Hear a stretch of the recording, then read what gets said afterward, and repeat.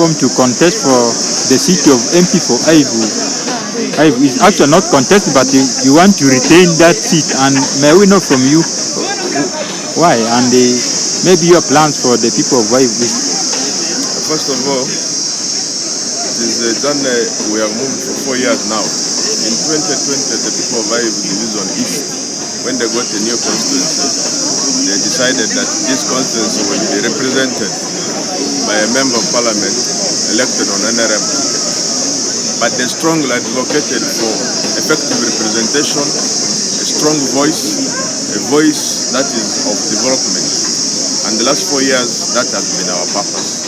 A strong voice, effective representative of the people, but also the anchor in development without any fear and prejudice. We have done that effectively, and the people have asked me to continue to represent them. They have done that in very many forms. They have been very supportive. They have applauded what we have been able to do in 4 years' time, and they will want us to carry on. The support is undisputed, and we are carrying on with that focus of developing our place.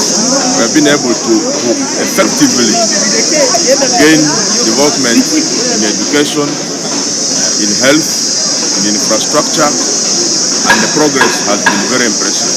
So because of that, we will not let what the good work we have been able to do the last 4 years go to waste. We have come to pick this form, expression of interest, because the good work can continue. And I want to thank my people of Ayivu Division East and the people of West Nile for the enduring support, for the unwavering support, for the commitment, for the sacrifices they have made for us. And as a leader, as a chairperson of West Nile Parliamentary Caucus, I want to promise that as a team, we'll continue to do our best. I thank you. Honorable, when you look at issues of Ayivu Division and the Red City, apparently there's that an ongoing misunderstanding between some few factions have caused that they want Ayivu to have their own district, and yet when you look at the policies of government for a city to stand, it should have 180 kilometers square land area, and if you take Ayivu is the majority part of what?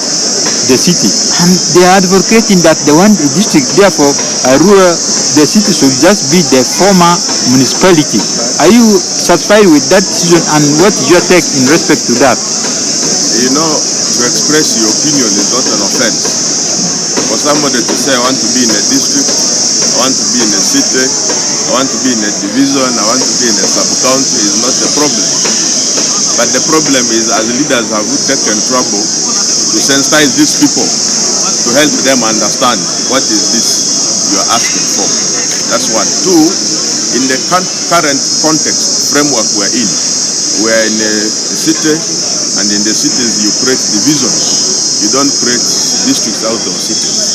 So what I am aware of is that the administrative unit there, the Ayivu Division Council, resolved to ask for more divisions. The Red City Council has upheld that resolution, and that formally has been submitted to the relevant authorities for consideration. Yes, there could be people who want a district. That's not bad.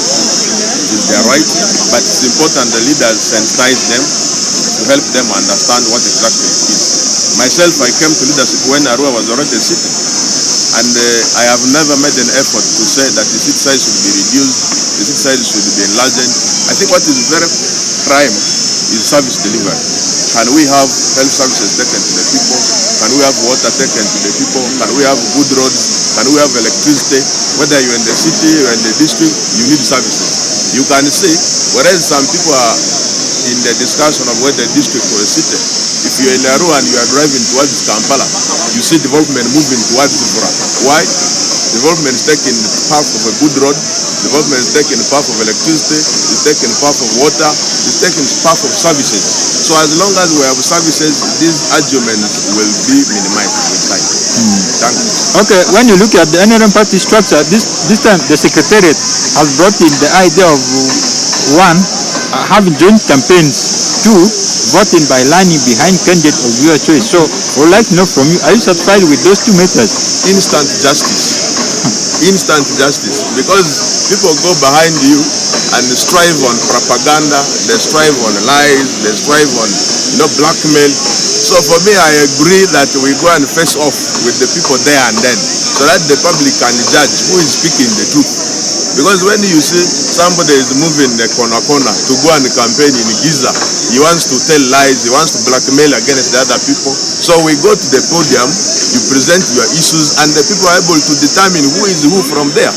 Two, the politics of lining up is cheap for the party, because the party doesn't have all these resources, printing of ballots, printing of papers, this and that. It's a lot of time, it's a lot of cost. So lining up is the ideal thing. Justice is delivered there and then. You know that you have won or you have lost. So what's wrong with that? I agree with lining up. I agree with joint campaigns. When you look at politics, it's like a game, sport. Sometimes the game may start okay, but in 90 minutes it may overturn. A game must have rules. And if the game has rules, we abide by the rules. Even the 90 is governed by rules. If it is 10 minutes, it must be governed by rules. Part of the rules is, one, you must express interest. If you don't come here to express interest, you do not become a candidate. After expressing interest, you must go through a process of campaigning. The people should see whether you are effective or you are not. The other people should know whether you are material for representation or not. People should know if your integrity is known or you are a man whose integrity is questionable. So these are issues on public domain. Those who want to do it chin-chin, it's up to them. For us, we will go for public domain to campaign openly so that we market our programs and our ideas to the people and they decide who they want. Why I ask that is because just in case the campaigns are coming and the election day is going to be 16th of July, and just in case what may happen in sports like losing in 90 minutes happens with you, what would be your decision? There is nothing like losing in 90 minutes. Winning is based on a number of parameters, and all those parameters are in my favor. So what will happen in 90 minutes? Winning election is not like a miracle.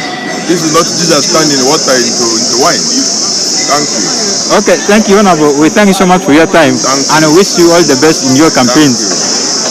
Viewers from West Nile, we are still here at NRM Secretariat, and we have yet again interviewed Honorable Feta Joffrey, the incumbent MP for Ayivu East constituency, who has come here at the Secretariat to express his interest and also to pick nomination forms to contest, to not only contest, but he's seeking to retain his position for Ayivu East constituency. And